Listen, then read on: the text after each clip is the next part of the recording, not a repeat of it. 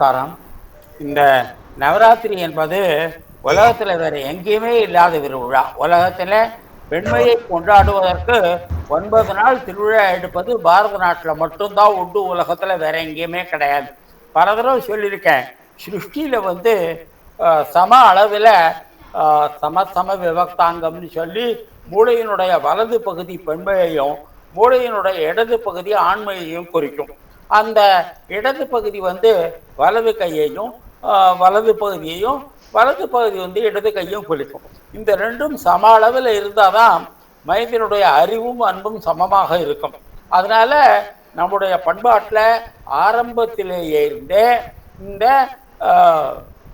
ஆண்மையும் பெண்மையும் அன்பும் அறிவும் ஒரு சம அளவில் மனிதனிடத்திலே ஏற்படுத்தப்பட்டிருக்கின்றன. அதனால நம்ம அர்த்தநாரீஸ்வரர்ங்கிற உதாரணம், அப்புறம் தட்சிணாமூர்த்தி அப்படிங்கிற உருவம், மகாலட்சுமியை மார்பில் தாங்கி இருக்கிற விஷ்ணு, அப்புறம் சரஸ்வதியை நாவில் வைத்திருக்கிற பிரம்மா, இப்படி எல்லாமே ஆண் பெண் சமத்துவத்தையும் ஆணின்றி பெண்ணில்லை பெண்ணின்றி ஆணில்லை இதெல்லாம் இதற்கு மூலம் வேதத்திலேயே இருக்கு. அப்போ முதத்தில் மூலமாக ஒரு பிறவி இருந்தது. மனு தன்னுடைய உடம்பில் இருந்து 2ஆக சத்தரூபா என்ற பெண்ணையும் மனு என்ற ஆணையும் படைத்தார். ஒரு கடலை பருப்பின் 2 விதைகளை போல இவை ஒன்றே ஒன்று நிறைவு செய்கின்றன அப்படிங்கிறது. சார் இதெல்லாம் என்ன சார் ஒரு சாதாரண நிகழ்ச்சி அப்படின்னு சொல்றோம். ஆனா இன்றைக்கு மனிதன் அன்பில்லாம வெறும் அறிவை மட்டும் பயன்படுத்துகிறான். இதை எந்த அளவுக்கு கொண்டு போக முடியும்னா, இன்றைக்கு இந்த ஆர்டிபிஷியல் இன்டெலிஜென்ஸ்னு ஒன்று பாருங்க, செயற்கை நுண்ணறிவு, அதுக்கு உணர்வே கிடையாது. ஒரு 2 நாளைக்கு முன்னாடி இந்தியன் எக்ஸ்பிரஸ்ல இந்த செயற்கை நுண்ணறிவினால ஏற்படக்கூடிய லாப நஷ்டங்களை பற்றி ஒரு முழு பக்க கட்டுரை வந்தது. அதுல அன்புக்கு இடமே இல்லை, உணர்வுக்கு இடமே இல்லை. ஆனா நம்முடைய ருக்வேதமே பிரஜானம் பிரம்ம, உணர்வு தான் பரம்பொருள் என்றே ஆரம்பிக்கிறது. அனுபவித்ததான் அறிவு அப்படின்னு, அந்த அனுபவத்துக்கு தான் அறிவு என்று பெயர் என்று கண்ணதாசனை பலதரம் கோட் பண்ணியிருக்கிறோம். அது இந்த பிரஜானம் பிரம்ம என்ற வேதத்தில் இருந்து எழுந்தது. ஒரு கல்லுக்கோ ஒரு மண்ணுக்கோ உணர்வு கிடையாது. ஆனா என்னை யாராவது கிழினாங்கன்னா உடம்புல வலி இருக்கு. இந்த உணர்வு இருக்க, இதுதான் பரம்பொருளுடைய துவக்கஸ்தானம். என்னுடைய உடம்புல இந்த பரம்பொருள் எங்கிருந்து துவங்குகின்றது? என்னை கிழினா வலிக்குது பாருங்க. அப்போ இதை அடிப்படையாக கொண்டுதான் ரமண மகர்ஷி நான் என்ற உணர்வு எங்கிருந்து வருகிறது என்று தேடிப்பார் என்று. மேற்கத்திய விஞ்ஞானமாகட்டும், இந்த செயற்கை நுண்ணறிவாகட்டும், எந்த அளவுக்கு மனிதனுடைய 50% இருக்கிற ஒரு பெரிய தத்துவத்தை இழப்பதனால இதனுடைய குமுலேட்டிவ் வேல்யூ எங்கே போய் முடியுமோ நமக்கு தெரியவே தெரியாது. அதனால சமுதாயத்தில் வன்முறை, குடும்பங்கள் உடைவது, சமுதாயத்தில் பிணக்குகள், அப்புறம் சமுதாயத்தை துண்டு போடுவது, இப்படி பல விதத்தில் நம்ம இயற்கையில் இருக்கிற பெண்மையை, இயற்கையில் இருக்கிற அன்பை, அதனால வள்ளுவர் என்று சொல்றாரு, அன்பின் வழியது உயிர்நிலை அப்படிங்கிறார். ஒரு மனுஷனுக்கு உயிர் இருக்கா இல்லையா என்பதே அவனுக்கு அன்பு இருக்கா இல்லையா என்பதை வைத்துத்தான் அவன் அன்பு இருந்தா அவன் மனுஷன், அன்பு இல்லாட்டா அவனுக்கு உயிரே இல்லை என்றுதான் பொருள். இன்றைக்கு ஒரு உயிரற்ற உலகத்தை நோக்கித்தான் இந்த ஆர்டிபிஷியல் இன்டெலிஜென்ஸு நம்மை அழைத்து செல்கிறது. வினோபாஜி சொல்லுவாரு, ஒரு பிரச்சண்ட மெஜாரிட்டி, ஒரு அளவுக்கு மீறிய 99க்கு இல்லை 100க்கு 100 சொன்னாலும் தப்பு தான். இதனால இந்த செயற்கை நுண்ணறிவு மனித அழிவை நோக்கி கொண்டு செல்லுமே தவிர அன்பை நோக்கி கொண்டு செல்லாது. ஆகவே இந்த அன்புக்கு அவ்வளவு முக்கியத்துவம் கொடுப்பதற்காக நம்முடைய பெரியவர்கள் என்ன பண்றாங்க, அன்பை கொண்டாடுவதற்காக, பெண்மையை கொண்டாடுவதற்காக இந்த உயிர்களிடத்துல இந்த சைனீஸ் பிலாசபியில இங் யாங் என்று சொல்லுவாங்க. யாங் அப்படிங்கிறது ஆண்மை, இங்கிறது பெண்மை. நீல்ஸ் போர்னு ஒருத்தர், அவர் பிசிக்ஸுக்கு நோபல் பரிசு பெற்ற உடனே அவருக்கு இந்த ஹவுஸ் ஆஃப் லார்ட்ஸ்ல இங்கிலாந்துல அவரை பிரபுக்கள் சபையில ஒரு உறுப்பினராக்காங்க. அந்த பிரபுக்கள் சபையில உறுப்பினராக்கினா என்ன பண்ணுவாங்கன்னாக்கா, ராஜா மாதிரி அவருக்கு ஒரு கோட் ஆஃப் ஆர்ம்ஸ், அவருக்கு ஒரு அடையாள சின்னத்தை தேர்ந்தெடுப்பாங்க. அவர் அந்த அடையாள சின்னமா எதை தேர்ந்தெடுத்தாரு, நம்ம அர்த்தநாரீஸ்வர தத்துவம் மாதிரியே சைனாவில் யிங் யாங் என்று ஒரு காம்பினேஷன் இருக்கு, அதைத்தான் அவர் தேர்ந்தெடுத்தார். இது நான் சொல்றது 1908 1909. அதாவது மனுஷன் அதுக்கப்புறம் 117 வருஷங்கள் ஆகியும் கூட இந்த ஆண் பெண் சமத்துவம், இந்த உயிர் என்ற மதிப்பில் ரெண்டுக்கும் உள்ள முக்கியத்துவம், இதெல்லாம் பற்றி அறிந்து கொள்ளவே இல்லை. இதெல்லாம் எங்க போய் முடியுமோ தெரியல. அதனால அன்பர்கள் என்ன சொல்றாங்க, ஒரு அணுகுண்டு நடந்து ஹிரோஷிமா நாகசாகியில குண்டு போட்டா மாதிரி 1915 வருஷம் ஒரு தடவை, 1939 வருஷம் உலக யுத்தம் நடந்த மாதிரி இந்த யிங் யாங் பிரிவு, அதாவது பெண்மையை மதிக்காம ஆண்மையை அளவுக்கு மீறி வற்புறுத்துது, அன்பை வற்புறுத்தாமல் வெறும் தர்க்கத்தை வற்புறுத்துவது. அப்படி இது எங்க போய் முடியும் என்பதை பற்றி தான் உண்மையாக மனித குலத்தை நேசிப்பவர்கள் இதை பற்றி கவலைப்படுகிறார்கள். அதனால பாரத நாட்டில் இந்த பெண்மையை போற்றுவதற்காக 9 நாள் திருவிழா, அதில் 3 நாள் மகாலட்சுமியை கொண்டாடுவது, எல்லாருக்கும் செல்வம் வேண்டும், இந்த படைப்பை காப்பதே செல்வம் தான் அப்படிங்கிறாங்க. அதுக்கு அடுத்தது அறிவு வேண்டும் சரஸ்வதி, அதுக்கு அடுத்தது சக்தி வேண்டும் பார்வதி. இப்படி 3 நாளா இந்த வரிசை சில இடத்துல மாறும். இப்படி இந்த 9 நாள் கொண்டாட்டத்தை கொண்டாட வேண்டும். நம்ம ஒவ்வொருத்தரும் ஏதாவது ஒரு விதத்தில் லட்சுமி பார்வதி சரஸ்வதியை போற்ற வேண்டும். அதனால் அதற்கென்று நம்ம பெரியவர்கள் 9 நாள் ஒதுக்கி கொடுத்திருக்கிறார்கள். அந்த பெண்மையை போற்றுவது எவ்வளோ ஒரு முக்கியம். அப்புறம் இங்கிலாந்தை சேர்ந்த 2 அம்மாமார், அவங்க த மதர் காடஸ் அப்படின்னு ஒரு புத்தகம் எழுதியிருக்காங்க. நம்ம பராசக்தியை பெண்ணையாக வழிபடுவது அதோட கோயிலோடு நின்றுள்ள நம்முடைய வாழ்க்கையில் மற்றவர்களை நேசிப்பது, இயற்கையை நேசிப்பது, தாவரங்களை நேசிப்பது, கடல்களை நேசிப்பது, பஞ்சபூதங்களை நேசிப்பது, இது எல்லாத்துக்கும் அடிப்படை என்ன? நம்முடைய வாழ்க்கையிலே பெண்மையை வணங்குவது, பெண்மையை போற்றுவது.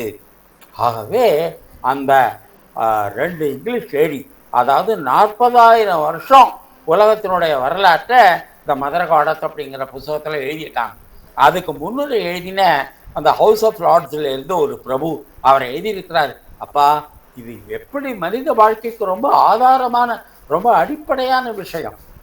அப்போ இறைவன் ஆண் வடிவத்தில் மட்டும் இல்லை, பெண் வடிவத்திலும் இருக்கான், ஒவ்வொரு உயிரிலும் இருக்கிறான், ஒவ்வொரு செடியிலும் இருக்கிறான். எங்கெல்லாம் நீ அழகாக பார்க்குறையோ அங்கெல்லாம் இறைவன் இருக்கிறான். கீர்த்தி சீல் வக்திரேனாம் ஸ்மிருதி மேதா திருதி க்ஷமா, பெண்மை வடிவத்தில் இறைவன் இருக்கின்றான் என்றெல்லாம் அந்த லார்டு அதை புகழ்ந்து அவ்வளோ பேசிக்கிட்டார். ஆகவே இந்த 9 நாள் நம்முடைய தாயை வணங்குவதற்கு, தாய் வடிவத்தில் லக்ஷ்மி பார்வதி சரஸ்வதியை வணங்குவதற்கு, நம்மிடத்தில் இருக்கிற அந்த அன்புணர்வை வளர்த்து கொள்வதற்கு ரொம்ப முக்கியம். இப்போ கேந்திரத்திலேருந்து ஒரு ஆராய்ச்சி பண்ணிட்டு இருக்கிறோம். இப்போ சகோதரி நிவேதித்தை ஜெகதீஷ் சந்திர போஸை தூண்டி விட்டு, நீ செஞ்ச எக்ஸ்பெரிமெண்ட் எல்லாம் திருப்பி செய் அப்படிங்கிறாங்க. அப்போ ஜெகதீஷ் சந்திர போஸ் செய்த எக்ஸ்பெரிமெண்ட் ஒரு கல்லுக்கு கூட உயிர் உண்டு, ஒரு மரத்துக்கு கூட உயிர் உண்டு. மனுஷனுக்கு எப்படி உயிர் உண்டோ, உணர்வு உண்டோ, அன்பை காட்டும் சக்தி, அன்பை புரிந்து கொள்ளும் சக்தி, இந்த 2ம் உண்டோ, அந்த மாதிரி ஒவ்வொரு ஒரு கல்லுக்கு கூட உண்டு. அப்படி இதை முதல்ல இந்த ராயல் சொசைட்டின்னு இங்கிலாந்தில் பெரிய அறிஞர்களுடைய சங்கம் அதை புறக்கணிச்சுட்டாங்க.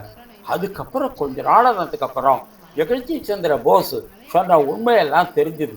அதில் இருக்கிற ஒரு மெம்பர் ஜெகதீஷ் சந்திர போஸை கூப்பிட்டு, நீங்கள் இந்த ராயல் சொசைட்டி ஆஃப் இங்கிலாண்டுக்கு முன்னாடி அந்த பரிசோதனை இன்னொரு தடவை பண்ணி காமிங்கோ என்று கூப்பிட்டு, அந்த கல்லுக்கும் உயிர் உண்டு, மரத்துக்கும் உயிர் உண்டு என்று ஒவ்வொரு உயிரிலும் பிரஜானம் பிரம்ம பார்க்கவிடம் எங்கும் ஒரு நிற்க வர நிறைக்கின்ற பரிபூர்ண ஆனந்தமேன்னு சொல்கிறோம் இல்லையா, அந்த உயிர்த்தன்மை, அந்த அன்பை வெளிக்காட்டும் சக்தி, அன்பை புரிந்து கொள்ளும் சக்தி, இந்த 2 தான் உயிர் உணர்வினுடைய ஆதாரம்.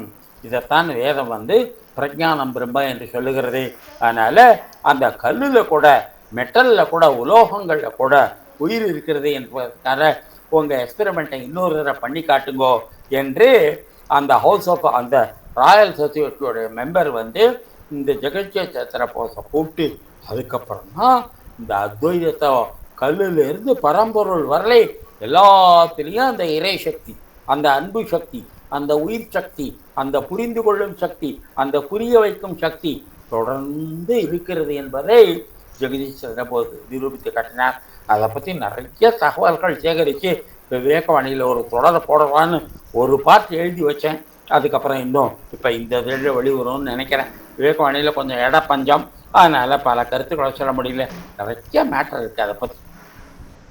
அப்படிப்பட்ட அந்த நவராத்திரியை நாம் கொண்டாட வேண்டும். இந்த கன்னியாகுமரி மாவட்டத்தில் தக்கலை அப்படின்னு ஒரு ஊர் இருக்குது. அந்த தக்கலையில் பத்மநாபபுரம் பேலஸில் நீலகண்ட சுவாமிகள் அப்படின்னு ஒரு சிவன் கோவில் உண்டு. இந்த பன்னிரு சிவாலயங்களில் உண்டு. அதுக்கு நடுப்புற ரொம்ப அழகான ஒரு சரஸ்வதி கோவில். அந்த சரஸ்வதி விக்கிரகம் ரொம்ப சின்னதாக இருக்கும். ஒவ்வொரு வருஷமும் நவராத்திரியும் போது இந்த சரஸ்வதி விக்கிரகத்தை மேளதாளத்தோட ஊர்வலத்தோட திருவனந்தபுரம் கொண்டு போவாங்க. திருவனந்தபுரத்தில் ஒரு பெரிய மண்டபத்தில் அந்த சரஸ்வதியை பிரதிஷ்டை பண்ணி 10 நாள் பாட்டு கச்சேரி. அப்புறம் அந்த சரஸ்வதியை சரஸ்வதி கலைமகள் இல்லையா, அதனால் நல்ல கலைகளின் மூலமாக அந்த சரஸ்வதியை கொண்டாடுவார். பிறகு 10 நாள் கழித்து திருப்பி அந்த பத்மநாபபுரம் பேலஸில் இருக்கிற அந்த சின்ன சரஸ்வதி கோயில் அங்கேயே நாங்கள் கேம்பே போட்டிருக்கோம். அப்புறம் ஐயப்பனை வருஷம் அந்த கோவிலில் 1000 திருவிளக்கு பற்றி நடத்துகிற போது அந்த சரஸ்வதியை அவ்வளோ ஆனந்தமாக பார்த்து நமஸ்காரம் பண்ணுவோம். அப்படிப்பட்ட அந்த ஒவ்வொரு ஆண்டும் அந்த திருவனந்தபுரத்தில் அந்த சரஸ்வதி விழா கொண்டாடப்படும். அந்த சரஸ்வதி விழாவை கொண்டாடினதுனால நிறைய செல்வம் சேருது. அதனால் லக்ஷ்மி பார்வதி சரஸ்வதியை நம்ம வணங்குகிற போது செல்வம் தேரும். இந்த தென்கலை வைஷ்ணவர்கள் சொல்லுவாங்க, இந்த வடகலை வைஷ்ணவர்கள்லாம் ஸ்ரீ வைஷ்ணவம் அப்படின்னு மகாலட்சுமியை முன்னாடி வச்சு விஷ்ணுவை 2வது வணங்குவதனால தான் வடகலை வைஷ்ணவர்கள் எவ்வளவு ஐஸ்வர்யமாக இருக்காங்க என்று ஒரு தென்கலை வைஷ்ணவ அறிஞர் சொல்வதையே நான் கேட்டிருக்கிறேன். அதனால் திருவனந்தபுரத்தில் இந்த பராசக்தி வழிபாடு இருப்பதனால, மகாலட்சுமி வழிபாடு இருப்பதனால நிறைய செல்வம் சேர்ந்தது. செல்வம் சேர்ந்தா என்ன திருடம் வருவான். செல்வம் சேர்ந்து பாதுகாப்பு இல்லைன்னு வச்சுங்க, திருடனுக்கு உடனே ஒரு வரவேற்பு பத்தது போல ஆகும். அதனால் இந்த திருவனந்தபுரத்து பேரில் நிறைய பேர் படையெடுத்தாங்க. அப்படி படையெடுத்தவங்களோட பட்டியலே கொடுத்துருக்க சாஸ்திரத்தில் சோழர்கள். தமிழ்நாட்டுடைய ஒரு பெருமை அல்லது சிறுமை என்னன்னாக்கா, இந்த சேர சோழ பாண்டியர்கள் எப்போ பார்த்தாலும் சண்டை போட்டு நம்முடைய நாட்டினுடைய பெருமையை குறைப்பது உங்களுடைய வேலை. அப்பப்போ சோழ நாட்டு பெண்கள் பாண்டியர்களுக்கு வாக்கப்பட்டிருக்காங்க. அப்போ இந்திரசீர் நெடுமாறன் ஒரு அந்த கூன் பாண்டியன் இருந்தானே, அவனோட மனைவி மங்கையரக்கரசி வளவர்கோன் பாவை அப்படின்னு சோழ நாட்டு பெண் தான். இருந்தாலும் கூட இந்த சண்டை போடுவது இந்த சேர சோழ பாண்டியவர்களுக்கு ஒரு பெரிய வேலை. அதனால் அவங்களால ஒற்றுமையாக இருந்து ஒரு மிகப்பெரிய சாம்ராஜ்யத்தை ஸ்தாபிக்கக்கூடிய அந்த வாய்ப்பை இழந்தார்கள் சோழர்கள். அப்புறம் பாண்டியர்கள் படையெடுக்கிறதுக்கு இந்த சோழ தேசத்தினுடைய ஒரு பகுதி இந்த சேர நாட்டினுடைய ஒரு பகுதி பாண்டியர்களுடைய படையாக இருந்தது. அதனால் இப்போ கூட கன்னியாகுமரி மாவட்டத்தில் இருக்கிறவங்க திருநெல்வேலி தூத்துக்குடிக்காரங்களை பாண்டின்னு தான் சொல்லுவாங்க. அவங்கெல்லாம் பாண்டியர்கள் அப்படின்னு சொல்லுவாங்க. அப்புறம் விஜயநகர மன்னர்கள், உங்களுக்கு தெரியும், விஜயநகர மன்னர்கள் மதுரை வரலையும் வந்தாங்க. அப்புறம் ஸ்ரீவில்லிபுத்தூர் வரலையும் வந்தாங்க. அங்கேருந்து சேர நாட்டு மீதும் படையெடுத்தாங்க. அப்புறம் முகிலன் என்ற முஸ்லீம் சிற்றரசன். அதனால் கன்னியாகுமரி மாவட்டத்தில் முகிலன் குடியிருப்பு அப்படின்னு ஒரு கிராமமே இருக்குது. இந்த ஊருக்கு எப்படி பேர் வந்தது அப்படின்னு சொன்னால், அந்த முகிலன் என்ற ஒரு இஸ்லாம் சிற்றரசன் திருவனந்தபுரத்து மேல் படையெடுத்த போது அவனுடைய ஒரு படை வீடு, அவனுடைய ஒரு வார் டென்ட் இங்கே இருந்தது அப்படின்னு சொல்கிறாங்க. அப்புறம் டச் ஆக்கிரமி, ஹாலண்டுன்னு சொல்கிறோம் இல்லையா, அங்கேருந்து நிறையா வந்திருந்தாங்க. இந்த ஹாலண்டுக்காரங்க தெற்கு தமிழ்நாடு, அதுக்கப்புறம் தரங்கம்பாடி உங்களுக்கு தெரியும், அதுக்கப்புறம் இலங்கை, இங்கெல்லாம் இந்த ஹாலண்டுக்காரங்களோட படையெடுப்பும் இருந்திருக்கு. கடல் வழியே வந்தது. குளச்சலில் ரொம்ப ஒரு பேரி நடந்தது. மைசூரில் இருந்து ஹைதர் அலியும் 2 தடவை திப்பு சுல்தானும் திருவனத்தின் மீது படையெடுத்து வந்தனர். ஏன் வந்தாங்க? ஒன்று, இங்கே நிறைய செல்வம் இருக்குது. 2வது, நிறைய அறிவு இருந்தது. 3வது, நிறையா நறுமண பொருள்கள், ஏலக்காய் லவங்கம் மாதிரி இருந்தது. அதாவது தங்கத்தை கொள்ளையடிக்கிறதுக்கு எப்படி வருவானோ அந்த மாதிரி ஏலக்காய் லவங்கம் மிளகு இதை கொள்ளையடிக்கிறதுக்கு மனுஷங்க வருவாங்களாம். நான்காவது, ஒரு நாட்டுக்கு போகிற கடல் வழி அந்த பாதை உங்க கையில இருந்துன்னு வச்சுங்கோ, அந்த பாதையில போறவங்களாம் உங்களுக்கு சுங்க வரி கொடுக்கணும். இது அந்த காலத்து சட்டம். அதனால இப்பவும் கூட அந்த சுயஸ் கனால் வழியா ஐரோப்பாவிலேருந்து இந்தியாவுக்கு வரவங்கள்லாம் அந்த சுயஸ் கனாலுக்கு டோல் கொடுக்கணும். அதனால அந்த காலத்தில் இந்தியாவுக்கு போகிற வழியை கண்டுபிடிச்சிட்டாக்க அந்த வழி அவங்க கண்ட்ரோலில் இருக்கும். அந்த கப்பல் வழியே இந்தியாவுக்கு வரவங்கள்லாம் அவங்களுக்கு டோல் கொடுக்கணும். இப்படி படையெடுப்பதற்கு ஒரு பெரிய காரணம். பணம் ஒரு காரணம், அறிவு ஒரு காரணம், அந்த வழியை கையில் வைத்திருந்தால் அவங்களுக்கு டோல் கிடைக்குங்கிறது ஒரு காரணம், நறுமண பொருள்கள் ஒரு காரணம்.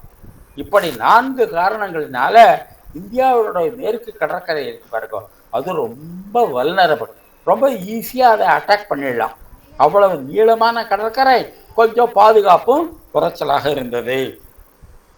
அவர்களையெல்லாம் இந்த திருவனந்தபுர ராஜா வென்றது பத்மநாப சுவாமியின் அருள் என்றே மன்னர்கள் கருதுகின்றனர். நம்ம வாழ்க்கையிலிருந்து பாடம் கற்றுக்கொள்ள வேண்டியது என்ன தெரியுமா? பணம் இருந்தால் மட்டும் போனார்.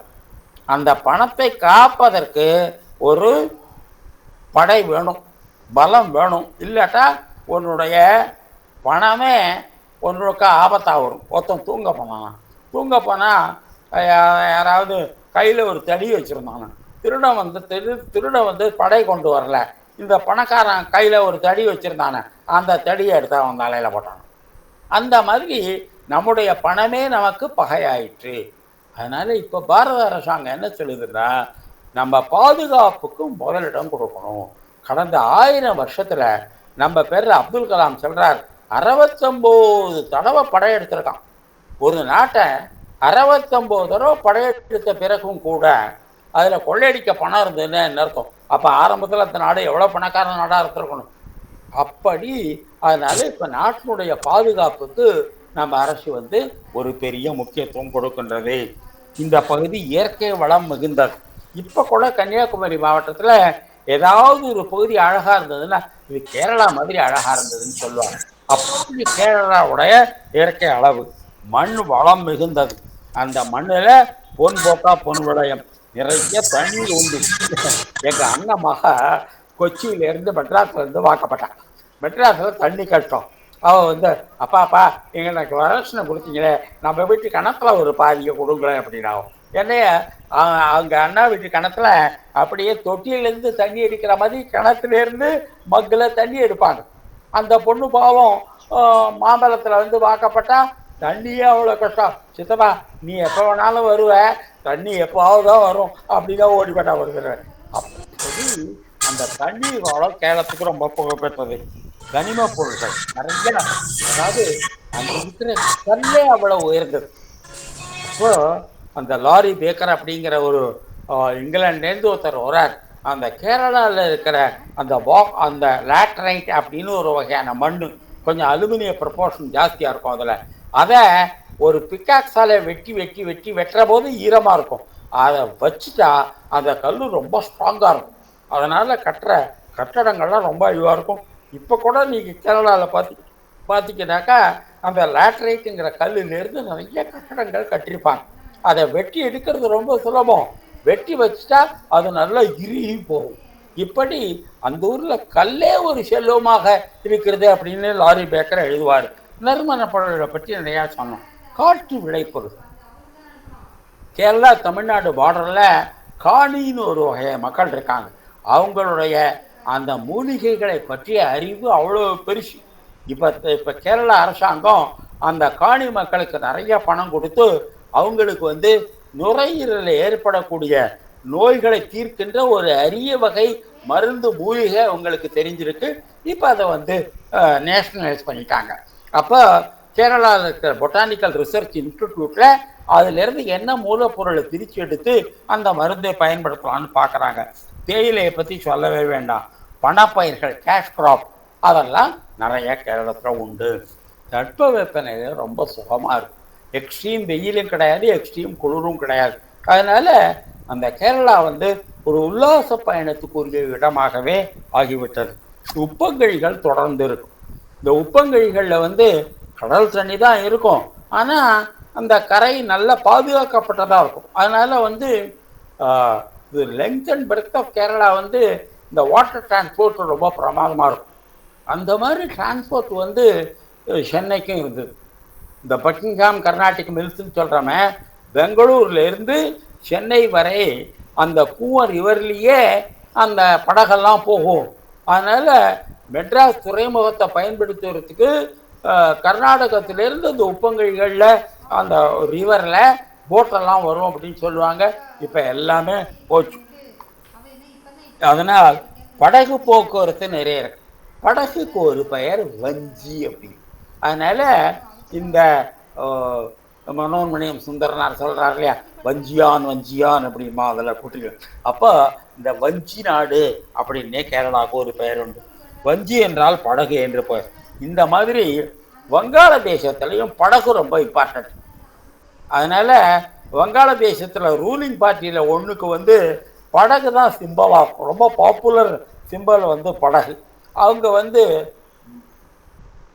வாவும் பாவும் மாறி மாறி வரும் இல்லையா, அதனால் ஓட் ஃபார் த போட் அப்படிங்கிறதுக்கு போட் ஃபார் த போட்டுன்னு சொல்லுவாங்க. அவங்க வாவும் பாவும் மாறி மாறி வரும். வங்காளதேசத்திலும் திருவனந்தபுரத்திலும் சில ஓசை மாற்றங்கள் ஒன்று போல இருக்கும். நான் முதல்ல வங்காளத்திலையும் கேரளாவிலையும் கம்யூனிஸ்ட் ஆட்சி வந்ததுக்கு ஏதாவது சைக்கலாஜிக்கல் பேசிஸ் இருக்குமா, மனோதத்துவ ரீதியில் ஏதாவது அடிப்படை இருக்குமா அப்படின்னு யோசிச்சு பார்த்தேன். வேதத்தில் இந்த ஓசையை இந்த மாதிரி மாற்றி உச்சரிக்கிறவங்க இந்த வேதத்தை சேர்ந்தவங்கள தான் இருப்பாங்கன்னு சில ரூல்ஸ் இருக்கணும். அதை பற்றி காஞ்சி பெரியவர் நிறையா பேசியிருக்கார். அப்போ ஆவ ஓ மாதிரி உச்சரிப்பாங்க, வாவ பா மாதிரி உச்சரிப்பாங்க, தாவ லா மாதிரி உச்சரிப்பாங்க, தாவ ரா மாதிரி உச்சரிப்பாங்க. என் கூட ஒரு பீகார் பையன் இருந்தான். அவன் கேந்திரத்தில் வடை தட்டினாக்கா வரா அப்படிமா, வா வந்து பா ஆகிடும், டா வந்து ரா ஆகிடும். கேந்திரத்தில் என்னோட சாப்பாடு அப்படின்னா வடை எப்படிங்கிறதுக்கு பதிலாக வரா அப்படிமா.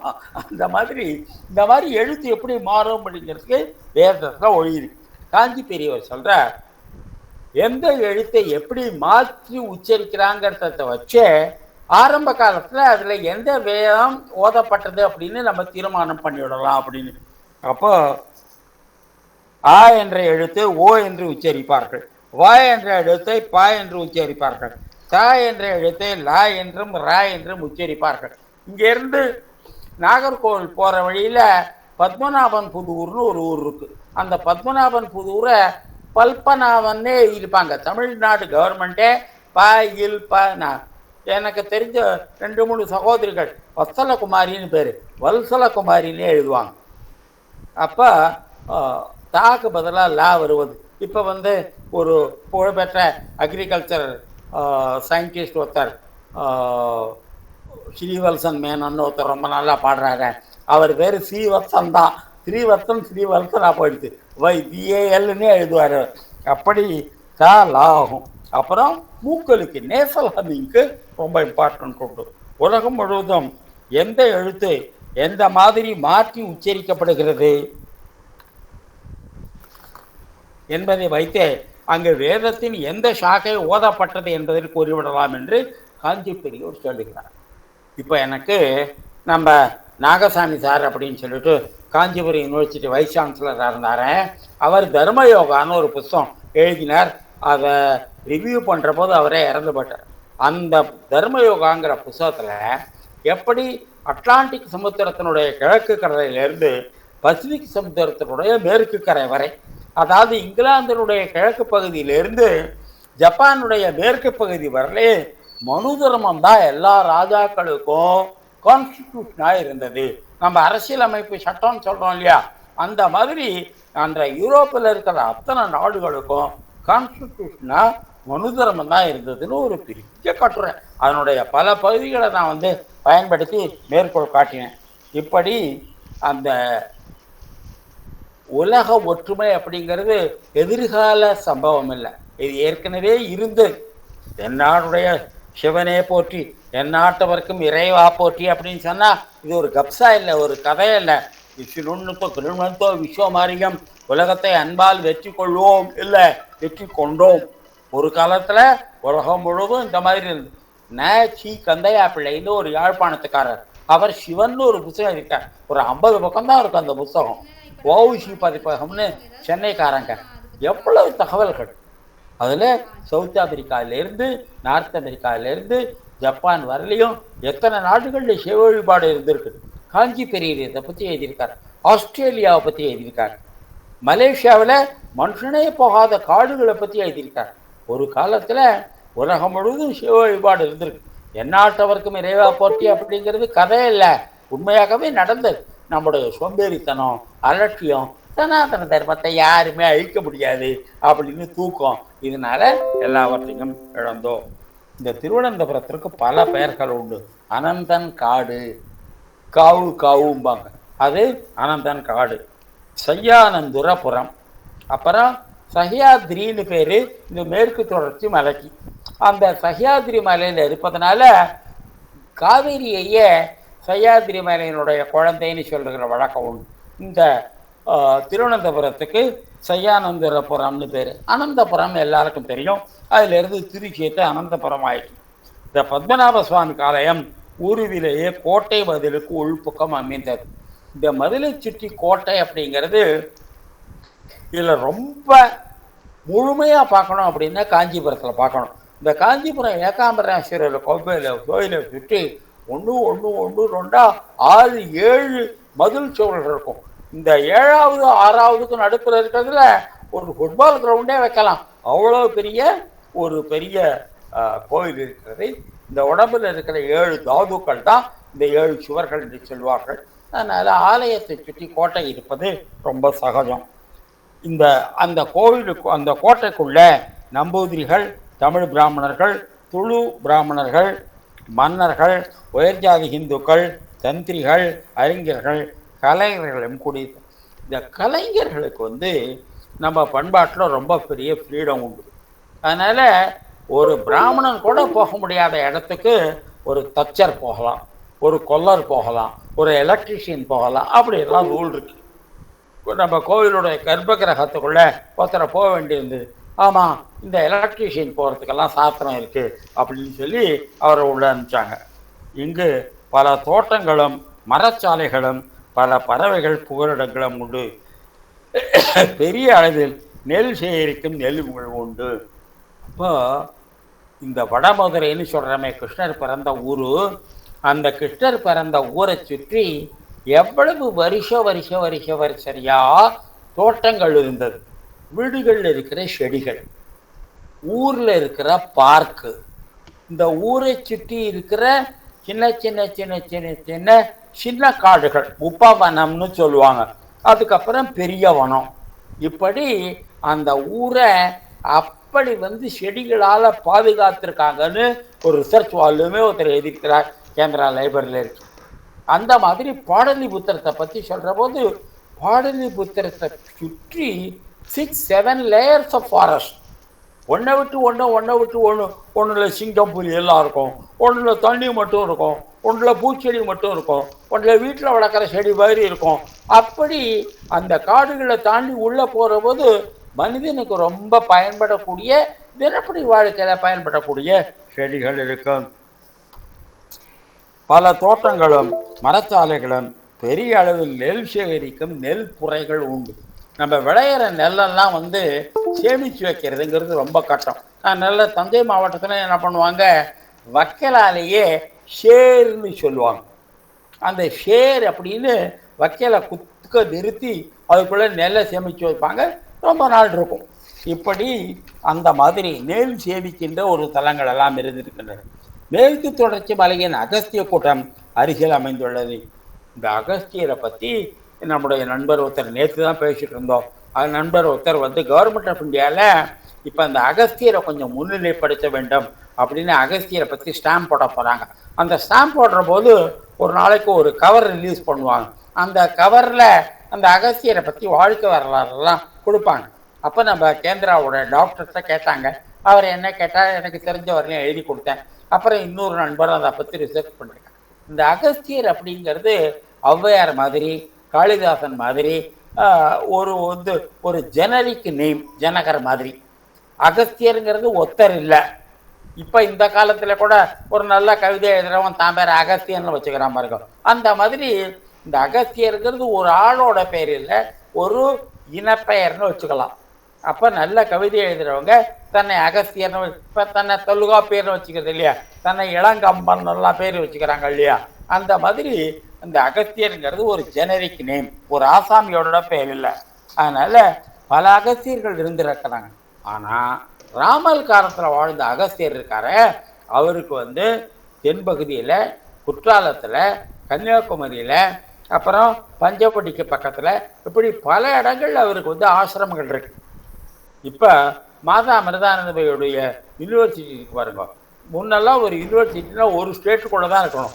இப்போ மாதா அமிர்தானந்தபைக்கு தமிழ்நாட்டில் இருக்கிற அத்தனை மாநிலத்திலையும் சென்டர்ஸ் இருக்கு. இப்போ டெல்லியிலையும் ஆரம்பிச்சிருக்காங்க. அந்த மாதிரி அகஸ்தியருக்கு பல மாநிலங்களில் சென்டர் இருந்திருக்கு. அப்போ சொல்கிறான் இல்லையா, வெள்ளைக்காரன் தான் நமக்கு இந்தியாவை ஒன்றுபடுத்தினான்னு. அகஸ்தியரை ஒன்றுபடுத்தாத வெள்ளைக்காரனா? அதனால இந்த இந்தியா ஒன்று என்ற கருத்து ரொம்ப எதற்காக சொல்கிறேன்னா, it has become a legal problem. இந்தியாவிலிருந்து கொள்ளையடிச்சிட்டு போன இந்த மயிலாசனம், சிவாஜியினுடைய வீரவாள், கோஹினூர் வைத்தியம், கோஹினூர் வைரம், இதெல்லாம் திருப்பி குடியானா யார்கிட்ட கொடுக்கறது? அப்போ நாங்கள் கொள்ளையடிச்சிட்டு வந்தபோது இந்தியான்னு ஒரு நாடே இல்லை அப்படிங்கிறான். அதனால திருப்பி கொடுக்க முடியாது அப்படிங்கிறான். ஆனால் இந்த இந்தியா என்பது ஒரு பொலிட்டிக்கல் என்டிட்டி இல்லை, அரசியல் அமைப்பு இல்லை. இது ஒரு அன்பு அமைப்பு, ஒரு சமய அமைப்பு, ஒரு ஆன்மீக அமைப்பு, ஒரு இலக்கிய அமைப்பு, ஒரு யாத்திரை அமைப்பு. இதெல்லாம் பற்றி வெள்ளைக்காரனுக்கு யார் எடுத்து சொல்வது? இதெல்லாம் பற்றி வெள்ளைக்காரனுக்கு சொன்னாலும் புரியாது. அதனால் அரசியலுக்கு அப்பாற்பட்ட எத்தனையோ சக்திகள் இந்தியாவை ஒன்றுபடுத்தி வைத்திருக்கின்றன. அதில் அகஸ்தியர் ஒரு பெரிய சக்தி. இதை பொதிய மலை என்பார். கோயிலின் கொடிமரத்தருகே நின்று பார்த்தால் அகத்திய மலை தெரிந்தது. இப்போது கட்டிடங்கள் மறைக்கின்றன. திருவனந்தபுரம் சிட்டி நீர்வளம் மிகுந்தது. கரமனை, இந்த கரமனையில தான் நீலகண்ட சிவன் கேள்விப்பட்டிருக்கீங்களே. இந்த தக்காளி பத்மநாபபுரம் நீலகண்ட சிவன் பேரால் அவருக்கு பேர் வச்சிருக்காங்க. அவர் தமிழர், கேரளாவில் வாழ்ந்தவர். இந்த தக்கலை நீலகண்ட சிவனை பற்றி நிறைய பாட்டு எனக்கு மெட்ராஸ் பிளாட்ஃபாரத்தில் 50 பைசாக்கோ ₹1 அந்த புஸ்தகமே கிடச்சிது, நீலகண்டனி சிவனின் கீர்த்தனைகள் அப்படின்னு. அதுக்கப்புறம் கரமனை, கிள்ளியாறு, திருவல்லம் நதிகள் ஊரின் வழியே ஓடுகின்றன. ஒரு ஊர் வழியாக நதிகள் ஓடிச்சுன்னு வச்சுக்கோ, அந்த ஊருடைய அழகுக்கோ. அதுக்கப்புறம் வெனிஸை பற்றி அந்த மாதிரி தானே சொல்லுவாங்க. அந்த மாதிரி அந்த ஊருக்குள்ளேயே படகு போக்குவரத்து இருந்துன்னு வச்சுக்கோ, அந்த ஊருடைய அழகு அவ்வளோ பெருசாக இருக்கும். பித்ரு தீர்த்தம், பத்ம தீர்த்தம், சக்கர தீர்த்தம், சங்குமுக தீர்த்தம், கடற்கரை, இவ்வளவு தீர்த்தஸ்தானங்கள் உண்டு. இந்த சங்குமுக தீர்த்தத்தில் தான் இந்த திருவனந்தபுரம் கோவிலுடைய ஆராட்டுன்னு சொல்லுவாங்க. 10 நாள் உற்சவம் நடந்தாக்க இந்த மஞ்சள் தண்ணி தெளிச்சிரு, அதெல்லாம் நடக்கும். கிள்ளியாற்றில் மருதன்குடி அணை உண்டு. கோவில் குளத்துக்கு தண்ணீர் வரவும் வெளியேறவும் வழி உண்டு. நம்ம குளங்கள்லாம் எப்படி அந்த ஊரில் பெய்கிற மழை உள்ளே வரவும், எக்ஸ்ட்ரா தண்ணி வெளியில் போகவும் அந்த குளங்கள் எப்படி அமைஞ்சிருந்தது என்பதை பற்றி சென்னையிலேருந்து பாலசுப்ரமணியம்னு 2 பேர் கணவன் மனைவி அவ்வளவு ரிசர்ச் பண்ணியிருக்காங்க. இதில் வேடிக்கை என்னன்னாக்கா, அவங்களுடைய டாக்குமெண்டேஷனில் பாதி ஒரு வெள்ளம் அந்த வெள்ளத்திலேயே அடிச்சு போச்சு. தண்ணீரை பற்றிய விவரங்கள் தண்ணீரிலேயே இழக்கப்பட்டன. நான் வாதிச்சிட்டு கூட சொன்னேன், அவரால் முடியல அப்படின்னா அதெல்லாம் நீங்கள் வாங்கி வச்சுங்க அப்படின்னு. அப்படி நம்முடைய மூதாதையர்கள் தண்ணீரை சேமித்து வைப்பதை ஒரு ஈஸ்வர ஆராதனையாகவே செஞ்சுருக்காங்க. என்னுடைய நண்பர் ஒருத்தர் ராஜஸ்தானத்து வெள்ளித்துளிகள் அப்படின்னு ஒரு பிரச்சனை வச்சுருக்கார். ராஜஸ்தானத்தில் தண்ணிங்கிறது ரொம்ப அரிய பொருள். அதனால் இந்த குளங்களை ஒரு கோவில் மாதிரி, ஒரு தங்க நகை மாதிரி, ஒரு வெள்ளி நகை மாதிரியே அமைச்சிருப்பாங்க. அப்படி ராஜஸ்தானத்தில் இருக்கிற குளங்களை எல்லாம் ஃபோட்டோ எடுத்து அனுபவம் மிஸ்ரான்னு என்னோட ஃப்ரெண்ட் ஒருத்தர், அவங்க அப்பா தான் எனக்கு ஃப்ரெண்டு, அவர் ரொம்ப அழகான புத்தகம் போட்டிருக்காரு. அது தமிழில், இங்கிலீஷில், ஹிந்தியிலலாம் வந்திருக்கு. அதை பார்த்தாலே நம்ம பெரியவங்க தண்ணியை எப்படி தெய்வத்தை போல கொண்டாடி இருக்காங்க அப்படிங்கிறது தெரிய வரும். அவ்வளோ அழகா இருக்கும் அந்த குளங்கள். அந்த குளத்துக்குள்ள இறங்கி அதுல குளிக்கலாங்கிறதே 2ஆம் பட்சம் தான். அதை அழகா கரையில இருந்து ரசிக்கலாங்கிறதே முதல் பக்கம். அவ்வளவு அழகா இருக்கும் அந்த குளங்கள். அந்த பாவடின்னு சொல்லுவாங்க. கும்பகோணம் நாகேஸ்வர சாமி கோயில் போயிருக்கிறவங்களுக்கு தெரியும். அந்த கோயிலுக்கு முன்னாடியே அதனுடைய வாசல் முற்றத்திலேயே ரொம்ப அழகான ஒரு அந்த மாதிரி ஒரு குளம் இருக்கும். அதுக்கப்புறம் நிறைய பசு மடம், நந்தவனத்திற்கு தண்ணீர் பாய்ச்சும் ஏற்பாடு. கொல்லம், தோவாளை, அம்பாசமுத்திரம் ஆகிய ஊர்களுக்கு நெடுஞ்சாலை உண்டு.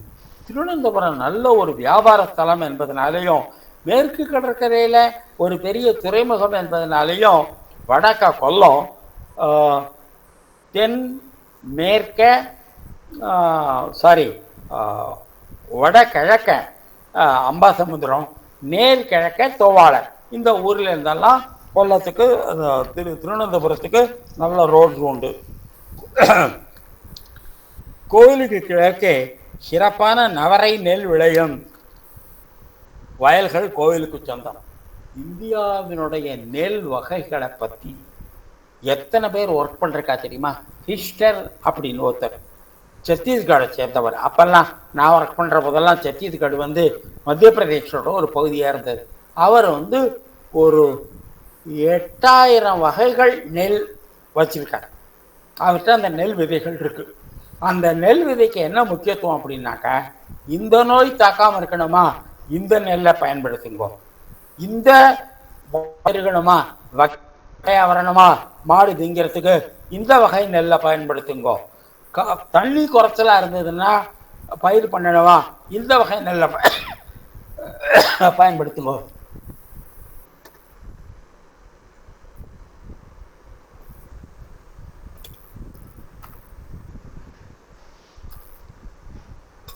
தண்ணீரை உப்படிச்சு போச்சா அந்த உப்புலையும் அந்த நெல் நல்லா விளையணுமா இந்த வகை நெல்லை பயன்படுத்துங்க என்று ஒவ்வொரு கண்டின்ஜென்சி, ஒவ்வொரு ஆபத்தையும் எதிர்கொள்ளக்கூடிய நெல் வகைகள் இருக்கு.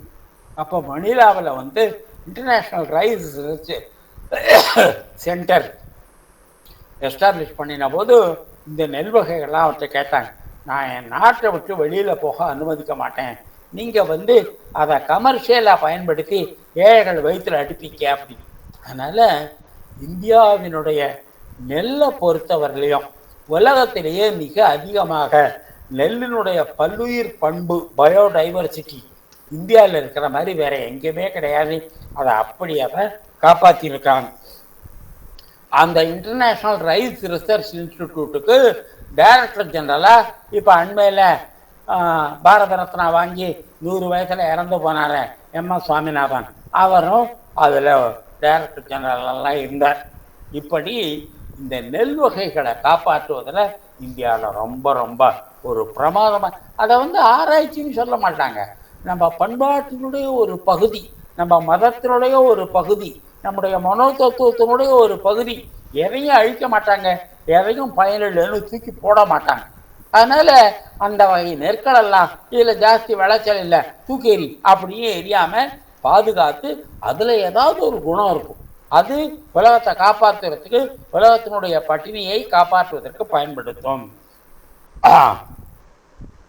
இந்த ஊரில் செய்யும் சிறப்பு வகை களிமண், மரம், கருங்கல் கிடைக்கிறது. அதனால இப்போ கூட ஸ்ரீமான் ரங்கராஜிட்ட பேசிட்டு இருந்தேன், நீங்கள் பிள்ளையார் சேர்த்துக்கு பிள்ளையார் பண்ணுறீங்க அப்படின்னாக்கா அண்டார்டிகாவிலேருந்து பிளாஸ்டர் பாரிஸோ வேற ஊரில் இருந்தோ களிமண்ணை வாங்கக்கூடாது, உள்ளூர் களிமண்ணை நீங்கள் பூஜிக்கணும். நம்முடைய புராணங்கள் எல்லாமே நம்முடைய தத்துவத்தை நம்முடைய மண்ணோடு இணைப்பவை, நம்முடைய தத்துவத்தை நம்முடைய மண்ணோடு இணைப்பவை.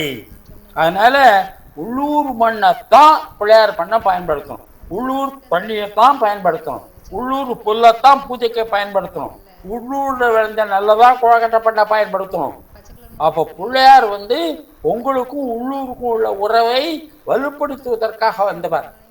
இதைத்தான் முழுமையாக நம்முடைய புராணங்கள் எடுத்து சொல்லுகின்றன. அதனால ஒவ்வொரு சங்கல்பம் பண்ணுகிற போது பார்த்தீங்கன்னாக்க, நான் இந்த ஆற்றின் கரையில் உட்கார்ந்து கொண்டு இந்த கோவிலின் மிக அருகில் உட்கார்ந்து கொண்டு இந்த தேவதையை வணங்கி என்னுடைய உலக நன்மைக்காக நான் செய்யும் யாகத்தை துவங்குகிறேன் அப்படி இருக்கும். நீங்க எங்க போனாலும் உள்ளூர் தண்ணிய உள்ளூர் சாமிய வணங்க முடியாது. அப்போ மகாத்மா காந்தி சொல்லுவாரு, ஒரு மரத்தை விட ஒரு மனிதன்தான் மண்ணில் அதிகம் வேர் கொண்டிருக்கிறான் அப்படிப்பார்.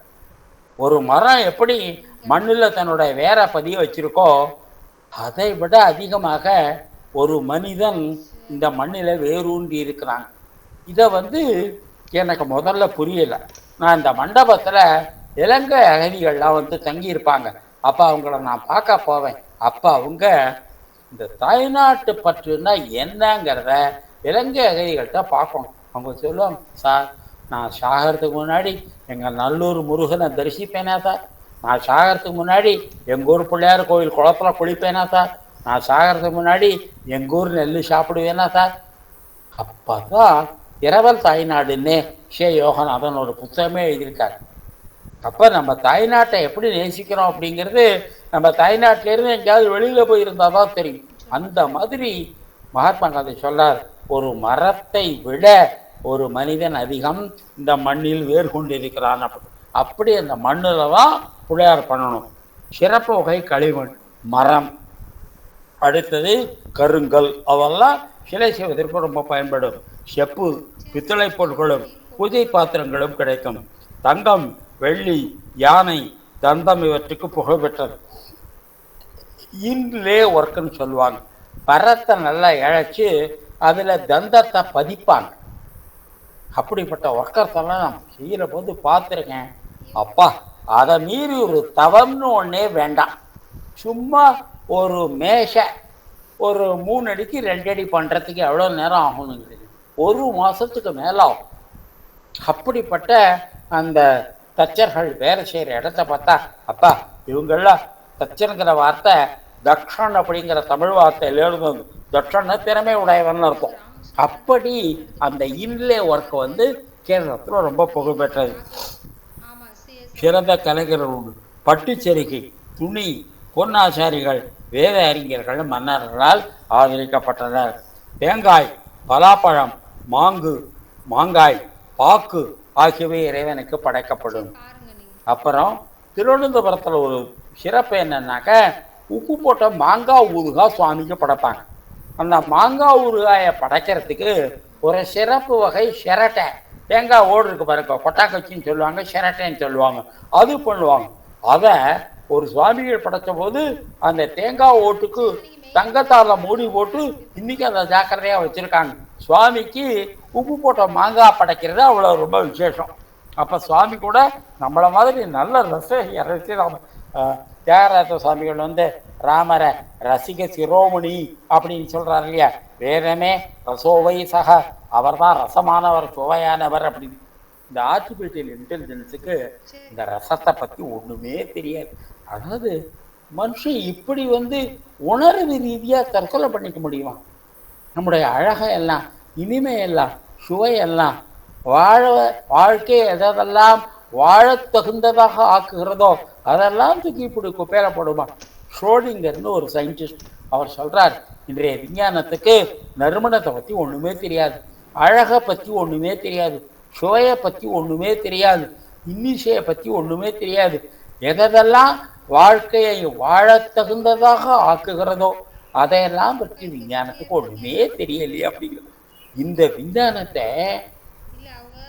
1000 பங்கு 1,00,000 பங்கு மிகைப்படுத்துவதுதான் இந்த ஆர்டிபிஷியல் இன்டெலிஜென்ஸ். இப்படி போனாக்க நம்ம அறிவு இல்லை. அதாவது ஐன்ஸ்டீன் சொல்லுவார் இல்லையா, intellectual giants and moral pygmies அப்படிம்பாரு. அந்த மாதிரி நம்ம அதை கொஞ்சம் மாற்றி சொன்னால் intellectual giants and emotional and aesthetic pygmies, அப்படிப்பட்ட மனுஷனை தான் நம்ம உண்டாக்கி கொண்டிருக்கிறோம். அதனால் இப்போ அமெரிக்கா, யூரோப்பு போன்ற கண்ட்ரீஸில் இப்போ நம்முடைய இந்த ஈஸ்தட்டிக்ஸ்னு ஒரு சயின்ஸ் இருக்குது இல்லையா, அந்த ஈஸ்தட்டிக்ஸில் தமிழ்நாடு நம்ம சாகித்ய அகாடமியிலேயே ஈஸ்தட்டிஷியன்ஸ்னு ரொம்ப பிரமாதமான புத்தகம்லாம் போட்டிருக்காங்க.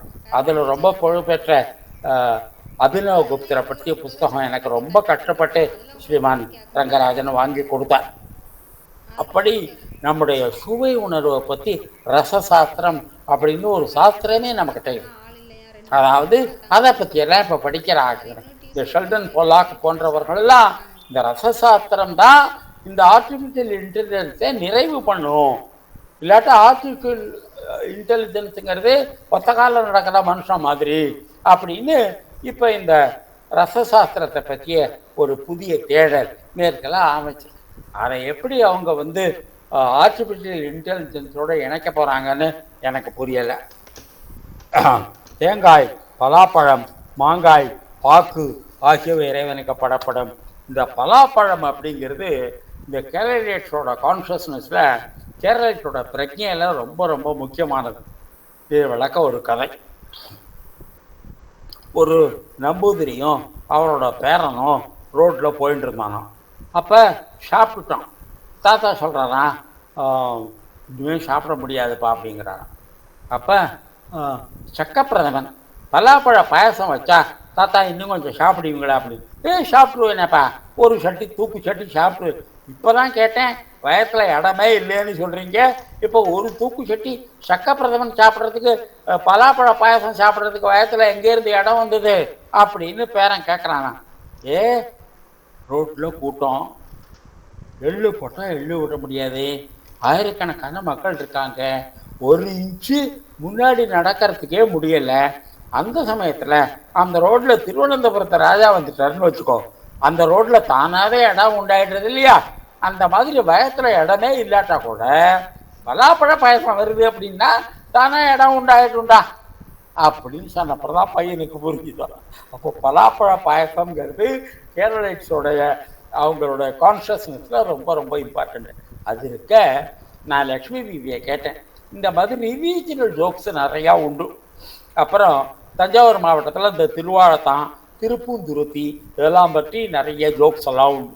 அந்த மாதிரி வடநாட்டில் சர்தார்ஜியை பற்றி நிறைய ஜோக்ஸ் எல்லாம் உண்டு, லட்சக்கணக்கில். அந்த மாதிரி கேரளாவில் நம்பூதிரியை பற்றி ஜோக்ஸ் எல்லாம் இருந்தால் சொல்லுங்க அப்படி.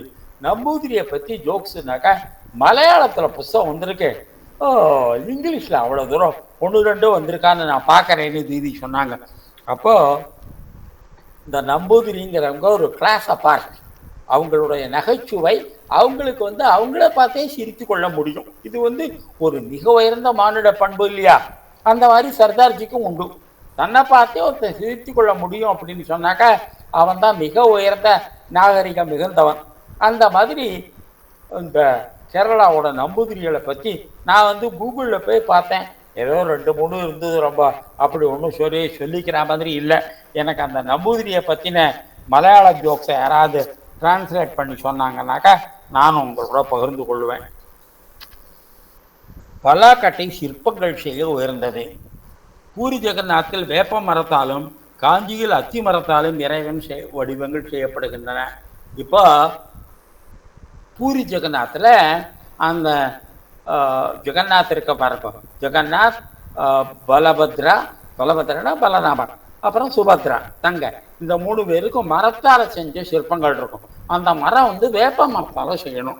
ஒவ்வொரு 36-37 வருஷத்துலேயும் ஒரு தடவை மார்கழி மாதம் அவங்களுக்கு 2 தடவை வரும். வடக்கத்திய அந்த சந்திரனை அடிப்படையாக கொண்ட மாதத்தின்படி மார்கழி மாதம் 2 தடவை வரப்போது அந்த பூசாரிக்கு ஒரு சொப்பனம் வரும், இந்த காட்டில் போய் இந்த வேப்ப மரத்தை வெட்டி கொண்டு நீங்கள் ஜெகநாத், பலபத்ர, சுபத்ராவோட உருவங்கள் செய்யுங்க அப்படி.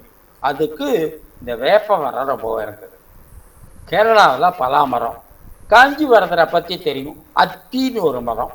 நம்ம கேந்திரத்தில் ஒரு அத்தி மரம் இருக்கு.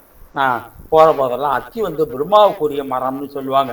எனக்கு போகிற வர போதெல்லாம் அந்த அத்தி மரத்தை பார்ப்பேன். அந்த அத்தி வரதர் அப்படின்னு அது அந்த மலையை யானையோட ஒப்பிட்டு அஸ்தி வரதர்னு சொல்கிறாங்களா இல்லை அத்தி மரத்தில் பண்ணினதுனால அத்தி வரதர்னு சொல்கிறாங்களா எனக்கு தெரியாது. ஆனால் அத்தி வரதருங்கிறது ரொம்ப முக்கியமானது. அதனால் பூரி ஜெகநாத்தில் வேப்ப மரம், காஞ்சியில் அத்தி மரம், இந்த மாதிரி மரங்கள் உருவச்சிலைக்கு ரொம்ப உயர்ந்தவை. கல்வி, பக்தி, சங்கீதம், போர், விளையாட்டு கலைகள் திருவனந்தபுரத்தில் பெருமளவில் கற்பனை. இந்த மார்ஷியல் ஆர்ட்ஸ்ன்னு சொல்லுவாங்க. அதில் இந்த களரிப்பாயட்டெல்லாம் பற்றி கேள்விப்பட்டிருக்கீங்க. இந்த கரணம் தப்பினா மரணம்னு சொல்கிறாங்களே, அந்த மாதிரி அதில் கொஞ்சம் தப்பாக எதாவது பண்ணினீங்கன்னா ஆளுக்கு காயம் வந்துடும். வெறும் மண்ணால் மட்டும் கட்டப்பட்ட உயர்ந்த மயில்கள் நீண்ட காலமாக நிற்பது ஒரு அம்சமாகும். இந்த மண்ணுக்கும் மனுஷனுக்கும் நெருங்கிய தொடர்பு உண்டான். அதனால் தமிழ்நாட்டில் பல ஊர்களில் நத்தம்னு ஒரு கான்செப்ட் உண்டு. இப்போ எங்கள் ஊர் தஞ்சாவூரில் விவசாய கிராமம். அதில் நத்தம் புறம்போக்குன்னு சொல்லுவாங்க. களத்து வீடு, வீடு கட்டுற பகுதி, ஊரில் பொதுவாக மாடுகள் மேய்க்கிற புல் தரை, இந்த பகுதிக்கு நத்தம்னு பேர். அந்த மண்ணுக்கு ஒரு விசேஷம் உண்டாம். அந்த மண் மனிதனுடைய கால் பட்டு வளர்ந்ததுனால அந்த மண் மனிதனுக்கு எந்த தீமையும் செய்யாதான். அதனால் வீடு கட்டுற போது அந்த மண்ணில் தான் செவரு எழுப்புவாங்களா. அந்த செவரு இடித்து ஒரு மனுஷன் மேலே விழுந்தா கூட அந்த மனுஷன் சாக மாட்டானா. அப்படி இந்த நத்தம் என்பது மனிதனை வாழ வைக்கின்ற மண் அப்படின்னு ஒரு தமிழறிஞர் ஒரு புத்தகம் எழுதியிருக்கிறார்.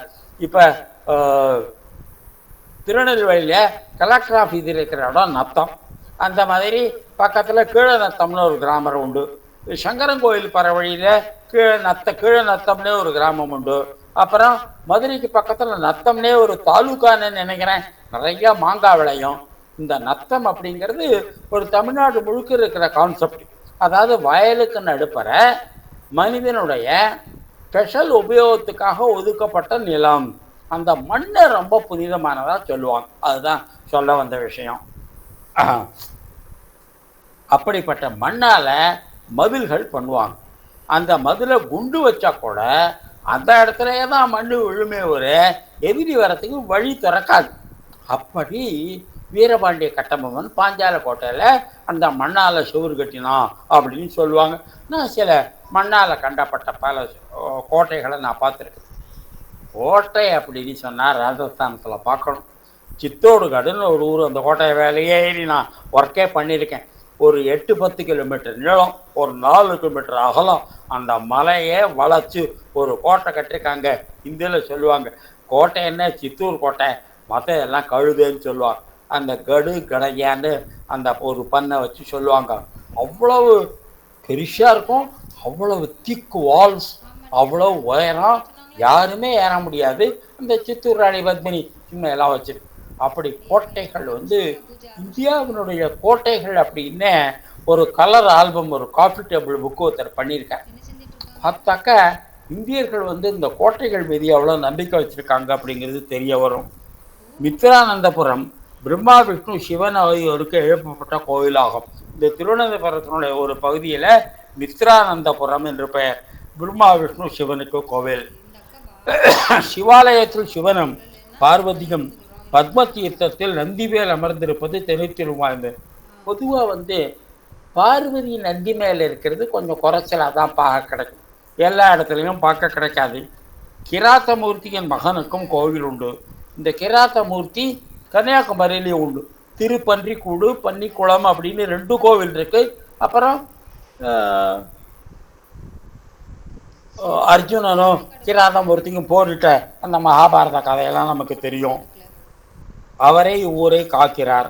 அனந்தன் காடு பாம்பு கோவில், தெற்கு கோவில், ராமசாமி கோவில், முருகன் கோவில், வராகமூர்த்தி கோவில், கணபதி கோவில் இவை முக்கியமானது.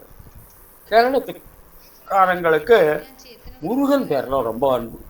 பழனி கோயிலுக்கு போனீங்கன்னாக்கா படிக்கு பாதி கேரளாக்கு தான் இருப்பாங்க. திருவனந்தபுரத்துலேருந்து திருச்செந்தூருக்கு ஒரு நாளைக்கு எத்தனை பஸ் வரும் தெரியுங்க.